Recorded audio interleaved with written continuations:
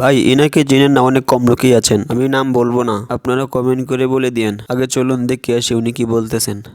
লা ইলাহা ইল্লাল্লাহু মুহাম্মাদুর রাসূলুল্লাহি আল্লাহুম্মা সাল্লি আলা মুহাম্মাদিন ওয়া আলা আলি মুহাম্মাদিন ওয়া বারিক ওয়া সাল্লিম আলাইহি